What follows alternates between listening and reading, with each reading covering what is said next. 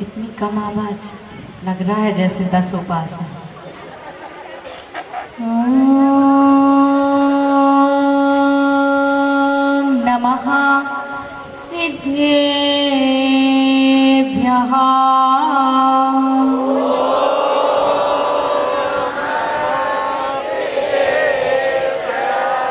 ओम नमः सिद्धेभ्यः।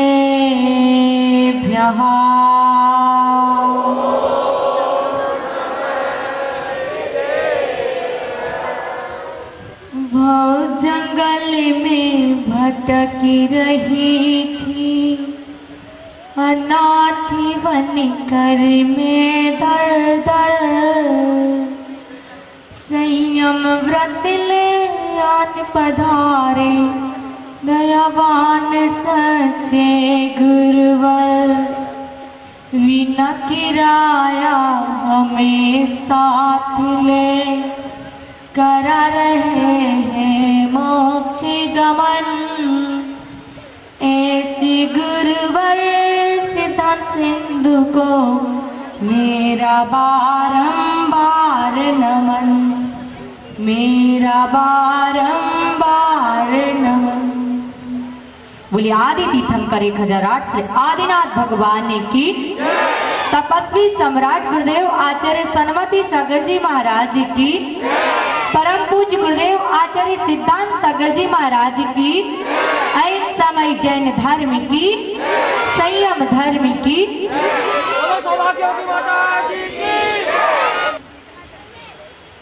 कब खाना चाहिए? दिन में। क्यों खाना चाहिए? यदि आपके अंदर ये प्रश्न आता है कि कब खाना, दिन में खाना या रात में खाना, तो अपने आप प्रश्न का उत्तर आ जाएगा कि दिन में खाना, रात में नहीं खाना। तो अपने आप आपके अंदर ये भावना जागृत होगी कि दिन में क्यों खाना, रात में क्यों नहीं खाना। क्यों? क्योंकि रात में जीवों की उत्पत्ति विशेष होती है। सूर्य की उदय होने से रात्रि में यानी दिन में जीवों की उत्पत्ति इतनी नहीं होती है, और सूर्य अस्त होने के बाद ऑटोमेटिक जीवों की उत्पत्ति तीव्रता में असंख्यात मात्रा में हो जाती है। इसलिए यदि हम रात में खाएंगे तो रात में खाने से जीवों की हिंसा होगी, इसलिए रात में नहीं खाना चाहिए। कब खाना चाहिए? दिन में खाना चाहिए। कितने लोग दिन में खाते हैं? प्रभूषण में। बहुत से लोग तो ऐसे हैं कि जो प्रभूषण में भी रात का भोजन नहीं त्याग कर पाते। बंदो,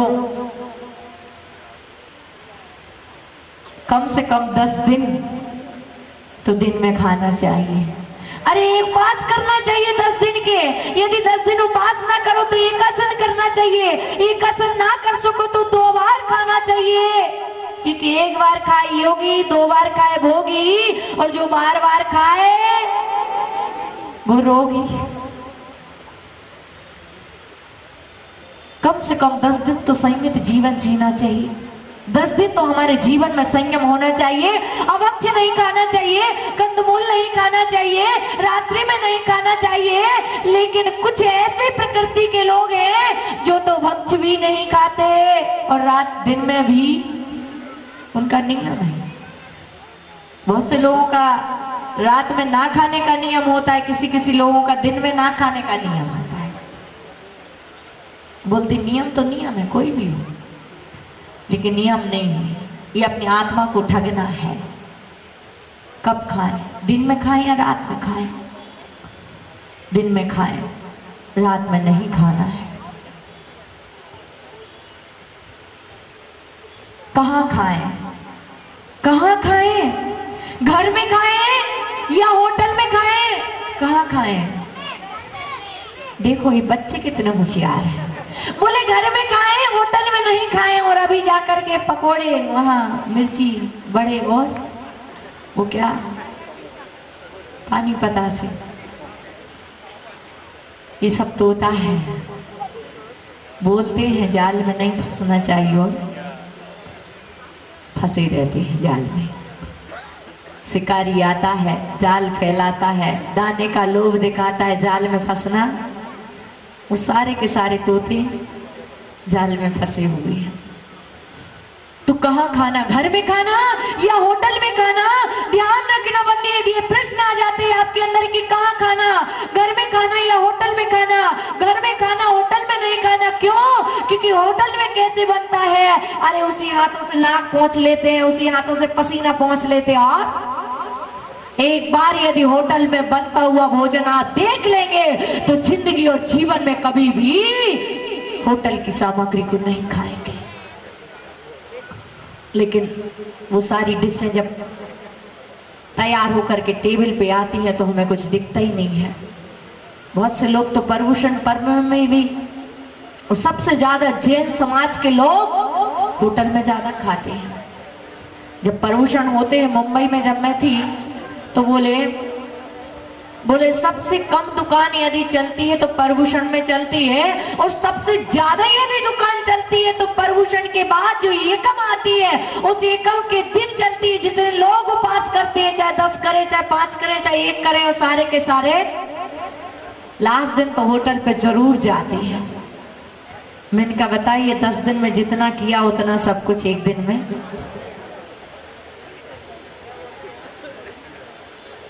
घर में खाना, होटल में नहीं खाना।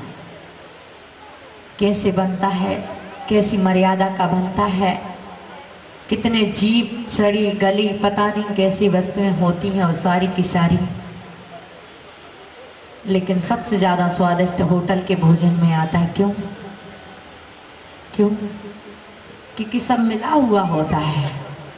जब सारा मिला हुआ मसाला होगा तो निश्चित है, जब आपका मसाला ही उसमें होगा तो निश्चित है टेस्ट तो आना ही है।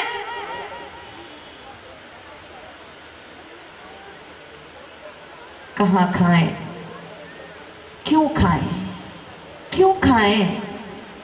जीने के लिए खाएं या खाने के लिए खाएं? बहुत से लोग तो ये है खाने के लिए खाते हैं, जीने के लिए नहीं खाती है। प्रश्न आ जाए आपके अंदर कि क्यों खाएं, खाने के लिए खाएं या जीने के लिए खाएं? आप खाने के लिए खाते हैं, इसलिए आपके खाने को क्या कहा जाता है? खाना।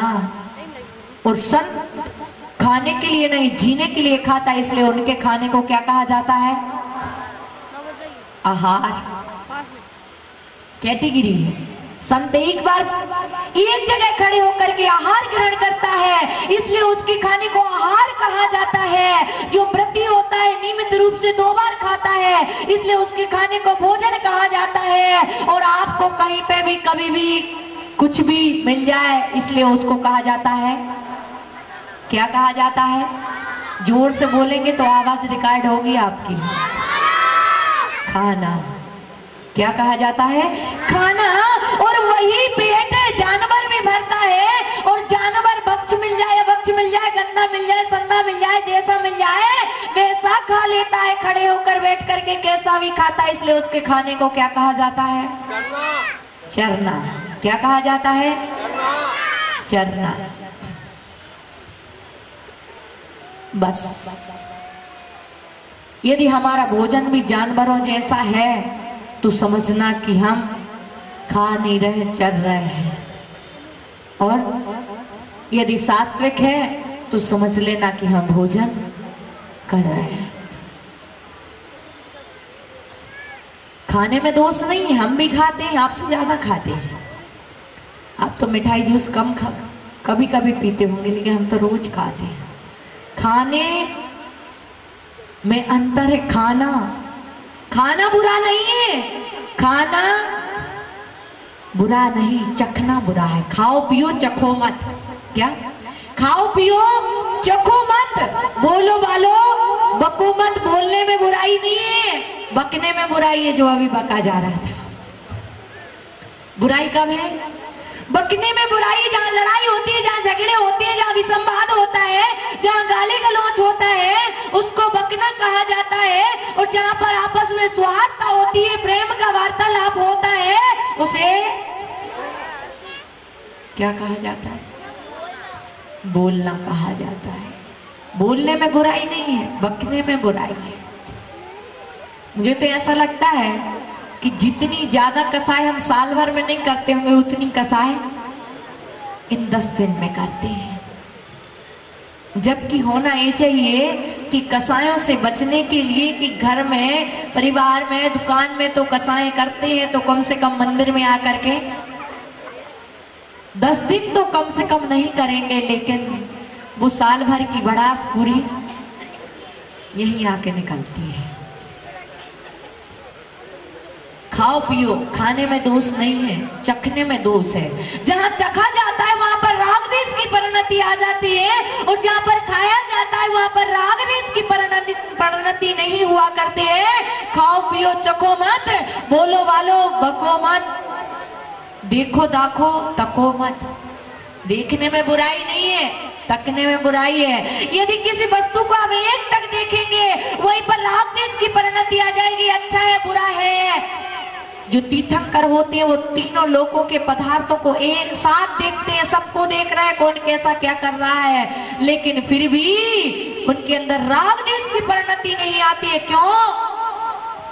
क्योंकि देखने में बुराई नहीं है, तकने में बुराई है।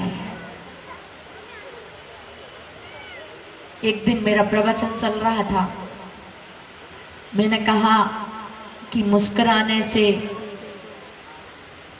दिल खुलता है, मुस्कुराने से आपस में प्रेम बढ़ता है, मुस्कुराने से मन की गांठ निकल जाती, इसलिए हमेशा मुस्कुराते रहना चाहिए। दूसरे दिन एक बच्चा आया जिसके हाथ पैर में पट्टी बनी हुई थी। मैंने कहा क्या हुआ बेटा, ये हाथ पैर में पट्टी? बोले आपके प्रवचन का कमाल है, आपके प्रवचन का कमाल है। मैंने कहा क्या हुआ? मेरे प्रवचन का कमाल? अरे मैंने ऐसा क्या कर दिया जो तुम्हें पट्टी बन गई? अरे बोले माता जी हुआ ये, आपने कहा था एक दूसरे के चेहरों को देख करके मुस्कुराना चाहिए। एक लड़की खड़ी हुई थी, उसे देख करके मैं मुस्कुरा रहा था। उस लड़की ने अपने भाई को फोन लगाया और उसका भाई आया और उसके भाई ने मेरी प्रेम तो हुआ नहीं, महाभारत हो गया। तो कहते हैं अरे मैंने कहा, मैंने एक किसी के तरफ देखने के लिए, हंसने के लिए थोड़ी ना कहा था। यदि तुम किसी एक व्यक्ति की तरफ देख करके हंसोगे तो निश्चित है कि मार पड़ेगी। अरे ये मार तो पड़ेगी, लेकिन कर्मों की मार भी पड़ेगी। यह मार पड़े ना पड़े, लेकिन भगवान महावीर की अदालत में मार जरूर पड़ेगी।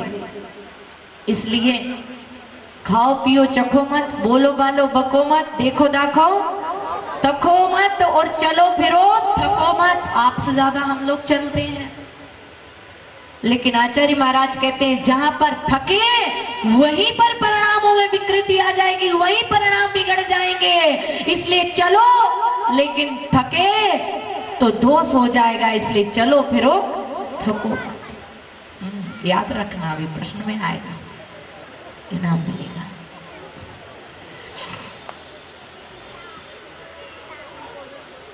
कब खाएं,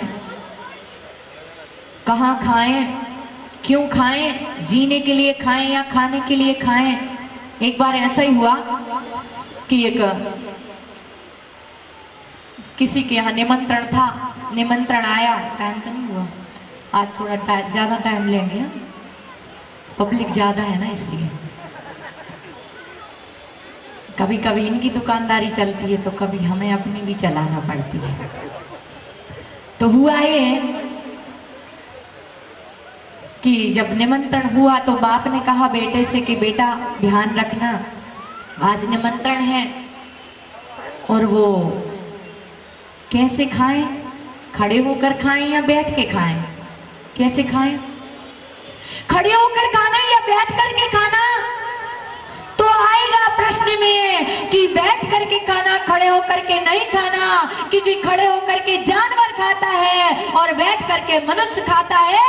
यदि आप मनुष्य तो बैठ करके खाना, खड़े होकर के नहीं खाना।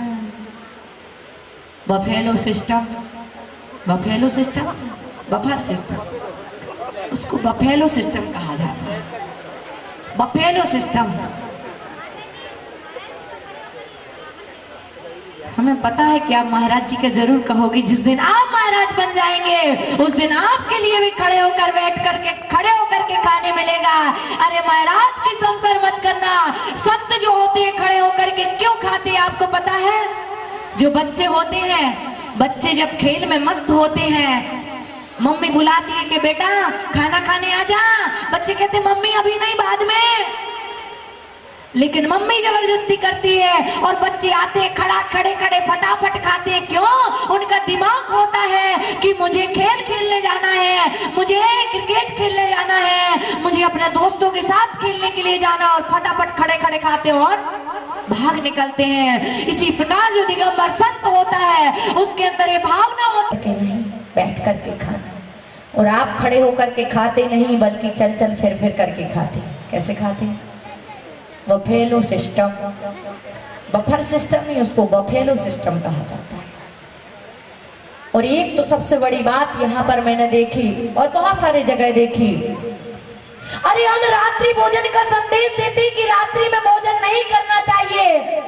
अरे घर में करो तो ठीक है, लेकिन मंदिर में भी हमारे यहाँ पर रात्रि भोजन होता है, मंदिर में भी हमारे यहाँ पर रात्रि में भोजन चलता है। सबसे बड़ी शर्म की बात है।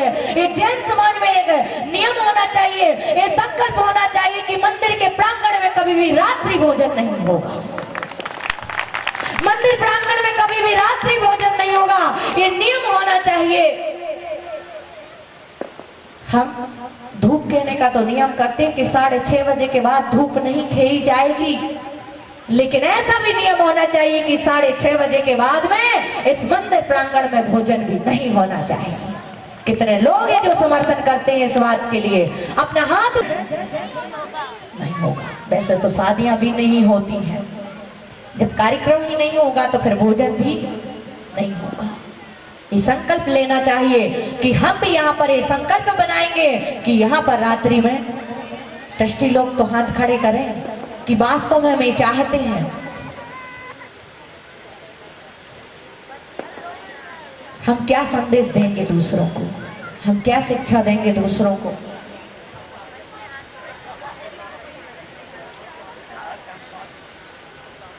और मैं बनवा के ही जाऊंगी यहाँ पे। बंधु, उस बफेलो सिस्टम था। बेटे ने सुना, बाप ने कहा कि रात में वहां पर जो बफेलो सिस्टम है, बफर सिस्टम है, वहां पर कोई रोक टोक नहीं है, कभी भी खाओ, कितना भी खाओ, जो मन आए वो खाओ। परोसने में तो थोड़ी बहुत शर्म लगती है, लेकिन यदि बफर सिस्टम है तो अपने हाथ से उठाओ और खाओ, कोई टेंशन नहीं है। अजैन समाज के हो, ऐसे बहुत सारे जगह, किशनगढ़ में ऐसा संकल्प लिया गया है पिछले साल, अलवर में भी ऐसा संविधान है कि कोई भी शादी होगी, कोई भी कार्यक्रम होगा दिगंबर जैन मंदिर धर्मशाला में, वहां पर रात्रि नहीं होगा। वैसे तो शादियां भी नहीं होती हैं, जब कार्यक्रम ही नहीं होगा तो फिर भोजन भी नहीं होगा। ये संकल्प लेना चाहिए कि हम भी यहाँ पर ये संकल्प बनाएंगे कि यहाँ पर रात्रि में ट्रस्टी लोग तो हाथ खड़े करें कि वास्तव में हमें चाहते हैं।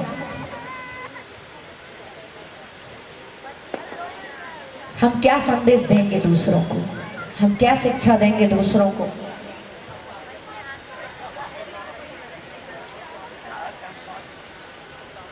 और मैं बनवा के ही जाऊंगी यहाँ पे। बंधु, उस बफेलो सिस्टम था। बेटे ने सुना, बाप ने कहा कि रात में वहां पर जो बफेलो सिस्टम है, बफर सिस्टम है, वहां पर कोई रोक टोक नहीं है, कभी भी खाओ, कितना भी खाओ, जो मन आए वो खाओ। परोसने में तो थोड़ी बहुत शर्म लगती है, लेकिन यदि बफर सिस्टम है तो अपने हाथ से उठाओ और खाओ, कोई टेंशन नहीं है। मन पसंद थे, उसने गुलाब जामुन खाए, गुलाब जामुन खाए और खाते खाते एक गिलास पानी पी लिया। और जब बाप और बेटे उस बफर सिस्टम से बाहर निकले तो बाप ने एक चाटा लगाया, बेवकूफ बेटे, मैंने कहा था कि पानी घर में मिल जाएगा। अरे एक गिलास पानी की जगह यदि 2 गुलाब जामुन खा लेता तो कितना अच्छा होता। तो बेटा कहता है, पिताजी माताजी पिताजी, दरअसल बात ये है मैंने इतने गुलाब जामुन खाए, इतने गुलाब जामुन खाए, इतने गुलाब जामुन खाए कि वो यहाँ तक आ गए, और जब यहाँ तक आ गए तो मैंने एक गिलास पानी पिया तो वो नीचे सटक गए, इसलिए 2 गुलाब जामुन की जगह 4 गुलाब जामुन एक्स्ट्रा खाए। कितने? 2 गुलाब जामुन की जगह 4 गुलाब जामुन एक्स्ट्रा खाए। बोले अच्छा, उसने एक चाटा लगाया। यार बेवकूफ, पहले मुझे बता देता तो मैं भी एक गिलास पानी पी लेता, 2 गुलाब जामुन एक्स्ट्रा खा लेता। बचा सको, नहीं तो पता चलता है यदि किसी के यहाँ शादी है या कोई निमंत्रण है या भोजन है कहीं पर, तो शाम का है तो सुबह की छुट्टी, सुबह कुछ नहीं खाएंगे, थोड़ा बहुत हल्का फुल्का, क्यों, शाम को तो खाना है। और यदि सुबह है इतना खा लेंगे कि शाम को जरूरत ही नहीं पड़ेगी, और फिर सीधे घर जाकर जितना पचा सको। आचार्य भगवान कहते हैं कि पेट के 4 हिस्से करो। कितने हिस्से? 4 हिस्से करो। 2 खाने के लिए, 1 पानी के लिए, 1 2 अनाज के लिए, 1 पानी के लिए और 1 हवा के लिए, वायु पास के लिए।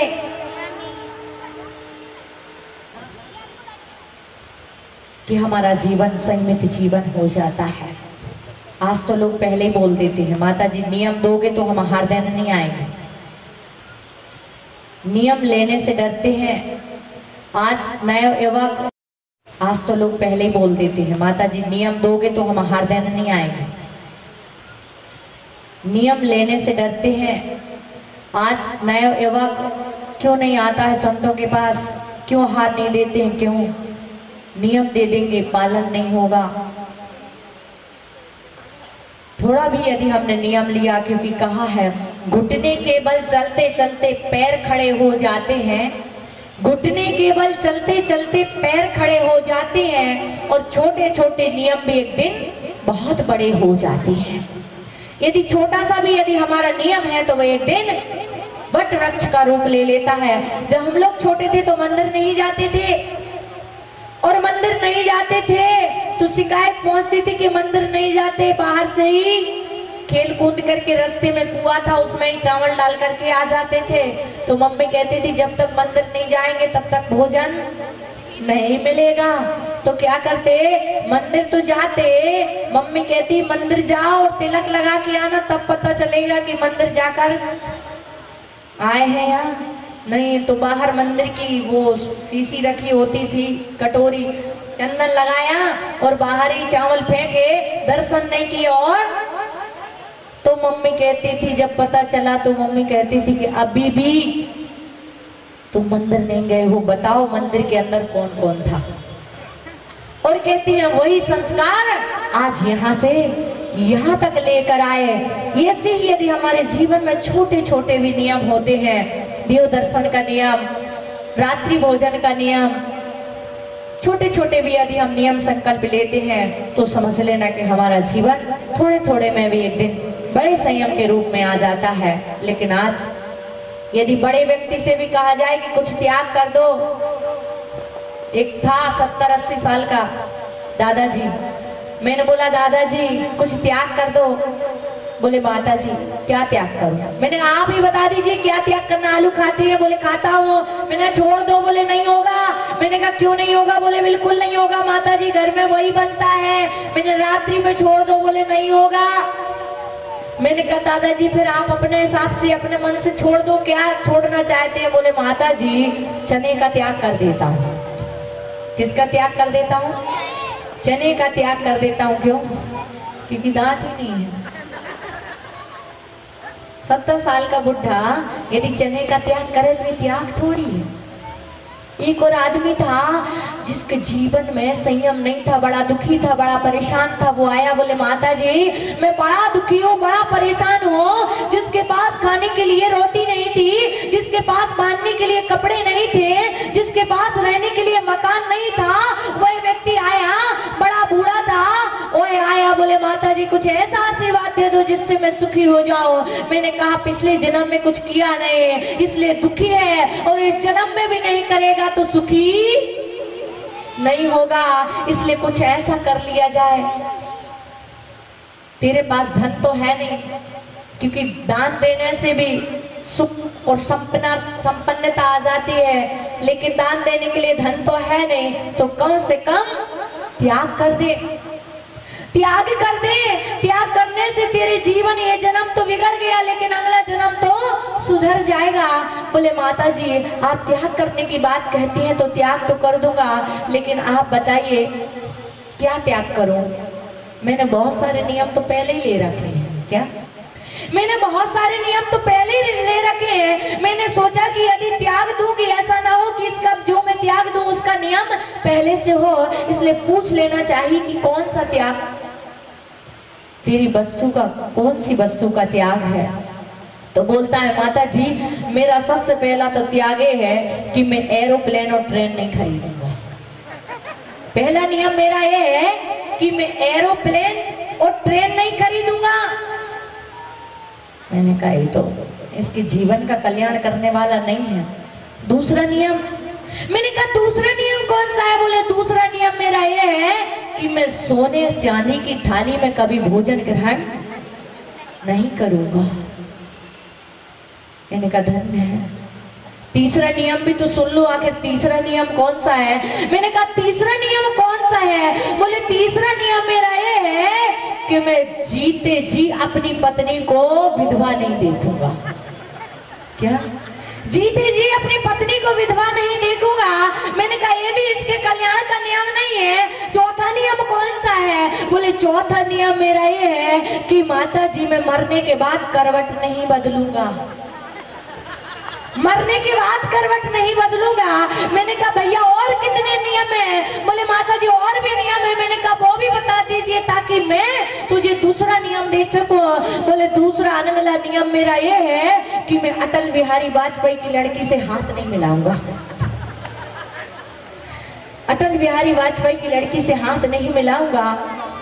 मैंने कहा ये भी इसके जीवन का कल्याण करने वाला ये नियम नहीं है। मैंने कहा और भी कोई नियम है? बोले बस एक नियम और है, मेरा अंतिम नियम है। मैंने कहा अंतिम नियम कौन सा है वो भी बता दे भैया, फिर मैं अगला नियम दे सकूं जो आपके जीवन का कल्याण करने वाला हो। बोले अंतिम नियम मेरा ये है माता जी कि मैं इन नियमों के बाद कोई दूसरा नियम नहीं लूंगा। इन नियमों के बाद मैं दूसरा कोई नियम नहीं लूंगा। मैंने कहा अब तो एक काम कर, तो चुल्लू भर पानी में डूब के मनुष्य जन्म मिला है, जैन कुल मिला है, और यदि हमारे जीवन में जरा भी संयम नहीं है तो समझना कि हमारा जीवन भी उन कीड़ों मकोड़ों की तरह है। हमारा जीवन भी पशु का जीवन है। इसलिए हमारे जीवन में संयम होना चाहिए। आज का यह दिन हमें यही संदेश लेकर के आया है कि संयमित जीवन जियो। संयम से ही सिद्धत्व की प्राप्ति होगी। संयम के बिना हमारे यह जीवन मुर्दे पर श्रृंगार किए जैसा है। मुर्दे के ऊपर कितना भी श्रृंगार कर दो फिर भी उसका कोई महत्व नहीं, कोई मूल्य नहीं। ऐसी हमारे जीवन में यदि संयम नहीं तो हमारे जीवन का भी कोई महत्व और कोई मूल्य नहीं। इसलिए संयमित जीवन जिए। बोले भगवान महावीर स्वामी की, परम पूज्य गुरुदेव आचार्य सिद्धांत सागर जी महाराज की